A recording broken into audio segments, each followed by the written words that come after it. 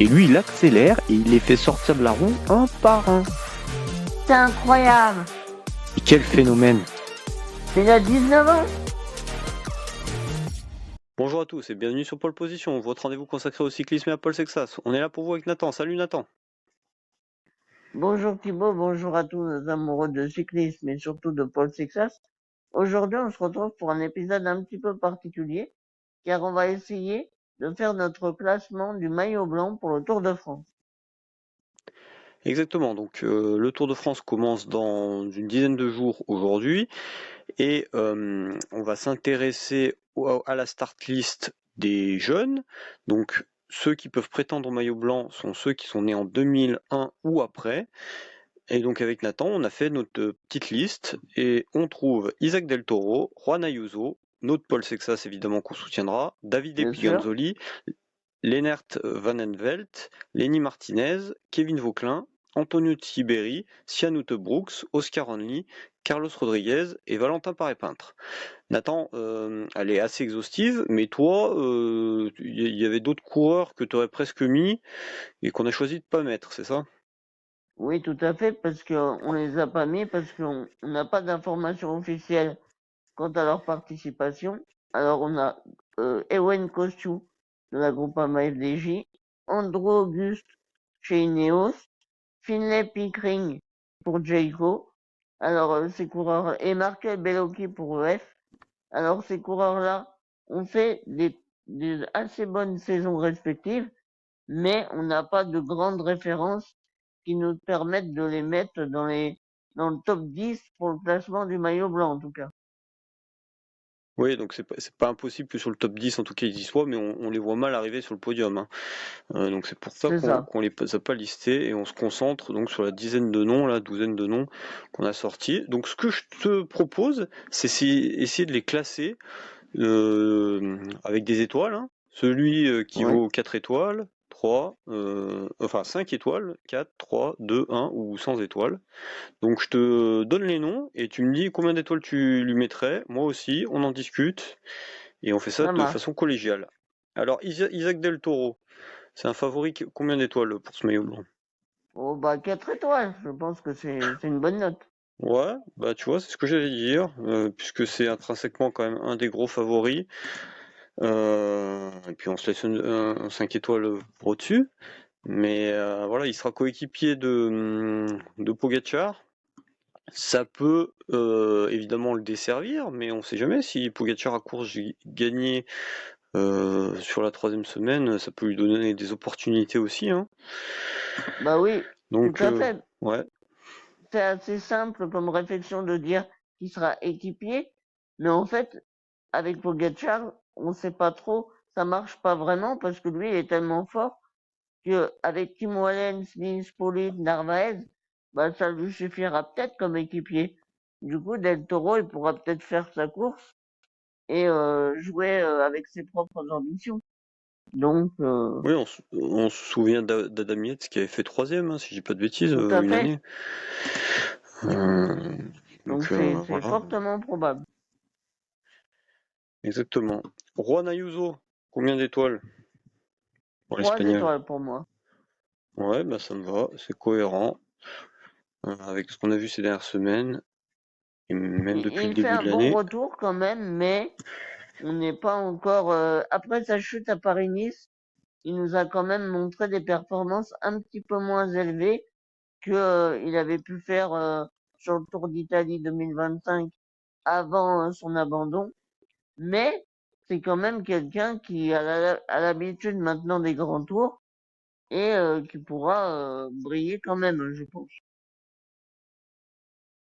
Yes. Alors, notre polo, Paul Sexas, là, combien d'étoiles? Ah bah 5 étoiles. Eh ben, ça me va. Sinon on rentre chez nous. Ça me va, ça me va. Non, non, mais intrinsèquement favori. Et en plus, bah voilà, comme on l'a dit, hein, il n'aura pas le rôle d'équipier que pourra jouer Del Toro. Il pourra, s'ils sont en confrontation, peut-être le marquer, le suivre. Il y arrivera à le suivre. J'en ai pas trop de doute. Euh, À mon avis, c'est plus Del Toro qui va marquer Sexas. Mais on verra Ouais, ça. ouais. Bah, on a vu sur l'Estradé, il l'avait lâché, c'est que ça a lâché Del Toro alors que c'est que ça avait roulé tout le long, Del Toro était resté dans la roue. Sur le Tour d'Auvergne-Rhône-Alpes, la seule vraie confrontation qu'ils ont eue à 100%, et ben on a vu que Del Toro était resté dans la roue, il n'a pas voulu passer à part le dernier kilomètre. Là, on peut imaginer que Del Toro va passer les relais. Donc C'est ça. c'est que devrait arriver à le lâcher. Et en plus, moi j'ai pas trop de doutes sur le fait qu'intrinsèquement, c'est que ça soit meilleur. Oui. La seule incertitude, encore une fois, c'est les 3 semaines et le fait qu'on n'ait aucune référence sur Paul Sexas sur un grand tour. Donc c'est Eh ben, toujours un petit peu compliqué à juger. j'allais le dire exactement. Piganzoli. Et ben David et Piganzoli, je lui mets un bon 3 étoiles, moi. Oula. Ou bah là on va pas être d'accord. Je pense que ça va finir à 2 parce que moi j'étais sur 2 ou voire 1 parce qu'il sort du Giro quand même. Il va être fatigué. Il va être là pour aider Vingegaard. Alors on l'a vu jouer un peu sa carte sur le Giro, mais là avec le Giro dans les pattes, honnêtement, je pense pas qu'il serait capable de répéter les efforts. Moi Bah, je lui aurais mis honnêtement, une étoile, hein. moi aussi, ça m'a surpris sa participation au Tour de France hein, quand ils ont annoncé leur équipe, Visma. Mais honnêtement, vu euh, la performance qu'il a réalisée au Giro, je me dis que bah, peut-être il aura la caisse sur le Tour de France. Et comme Jonas Vingegaard est soi-disant meilleur sur son deuxième tour, peut-être que son jeune coéquipier italien, ce sera pareil. Mais oui, je pense que 2, voire 2,5, c'est largement suffisant, tu as raison. Ok. Bon, moi je lui mets, on va rester à 2 parce qu'on fait ça collégialement, mais moi je lui aurais mis une Ça me étoile, hein. va. Lennart Van Helvelt. Un. Combien? Un étoile, et bah ça me va, lui aussi, il sort du Giro. Euh, Et il a eu Lenny beaucoup Martinez. de pépins de santé aussi. Lenny Martinez. Alors Lenny, c'est assez compliqué car il peut être très fort la première semaine et un jour, il va se prendre une bordure ou quelque chose comme ça. Donc je dirais 2. Ok, moi je l'aurais presque mis un parce qu'il y a Tiberi hein, qui sera peut-être plus à même Ouais, de mais jouer. Tiberi, Puis c'est très compliqué hein, en ce si moment. tu veux, ok. Si tu veux, on le met à 2 étoiles, ça me va. Kevin Vauquelin. Kevin Vauquelin, bah, c'est toujours pareil. Ça dépendra de s'il y a Oscar Onley et aussi avec Carlos Rodriguez, mais je pense qu'on peut dire 2 ou 3. Bon, écoute, ça me va. Ça me va, 2 étoiles. Antonio Tiberi. Bah, moi, je mets 1. Ok, je te le suis. Que Canute Antonio Brooks. Tiberi, excuse-moi, juste pour revenir dessus, depuis 2 ans maintenant, c'est le calme plat dans sa carrière. Je pense que bah, chez Bahreïn, on doit se poser quelques questions. Yes. Après, moi, je le vois quand même plus jouer le général, être placé, peut-être être un peu loin, mais être placé.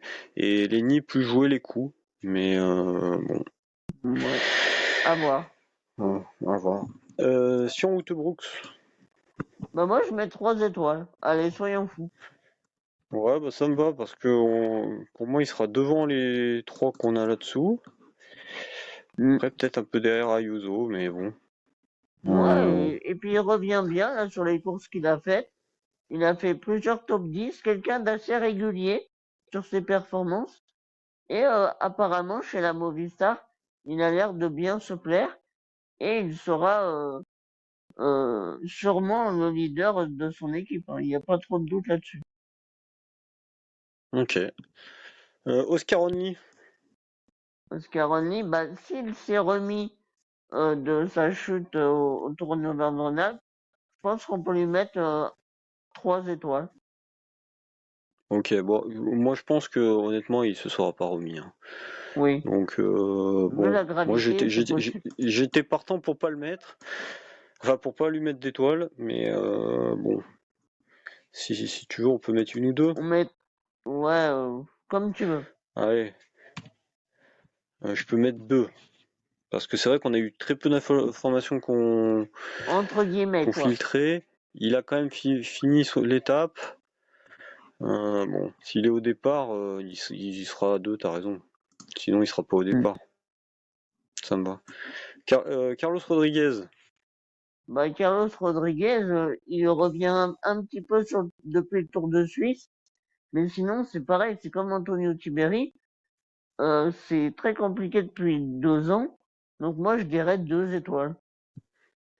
Bah, 1 étoile alors. Ouais, même Enfin, 1 étoile, je suis largement il d'accord. va finir derrière les autres, hein. En plus, il sera sûrement en équipier. Ok. Ouais, Et Valentin Paré-Peintre? pas d'étoile. Pas d'étoile. Ok. Même pas une petite là par rapport aux 1 étoile là. À mon avis, il finira quand même devant Van Envelt par exemple. Non, Non, pas toi? pourquoi? C'est pas, évidemment, intrinsèquement, il a largement le niveau de ces gars-là, mais c'est surtout car il a déclaré qu'il ne jouerait pas le classement général sur ce Tour de France, qu'il s'intéresserait plus à la tunique, au maillot à pois, et surtout aux victoires d'étape. Je pense que l'an dernier sur le Mont Ventoux, il y a pris goût, et là il a envie de renouer avec le succès, donc je pense qu'il ne sera pas dans ce classement. Ouais, mais attends, un Valentin Paré-Peintre qui joue pas à la victoire, moi je le vois quand même finir top 25 du général, non? Qui joue pas le général, il peut quand même être top 25, top 30 du général, et à ce moment-là, bah voilà, on a listé 1, 2, 3, 4, 5, 6, 7, 8, 9, 10, 11, c'est le 12e Mais gars. c'est que ça, il va pas faire top 25. Oui, non, mais ce que je veux te dire, c'est que même si on le met 1 étoile là, même si tu joues pas le Vas-y, on lui général, met tu une finis 20. étoile. On est gentil. Voilà. Allez. Allez, merci, c'est ce que je voulais entendre. Il est français, on va quand même le soutenir. Ça marche. Bon, est-ce qu'elle vous plaît, vous, cette compo? N'hésitez pas à nous dire en commentaire. On a vu d'ailleurs vos compos pour la Décathlon. On a vu que c'était bien Orienté disparate, Coy. hein. Ah bah, il y avait les deux, hein. Excuse-moi, Ouais, c'est Nathan. vrai. Hmm.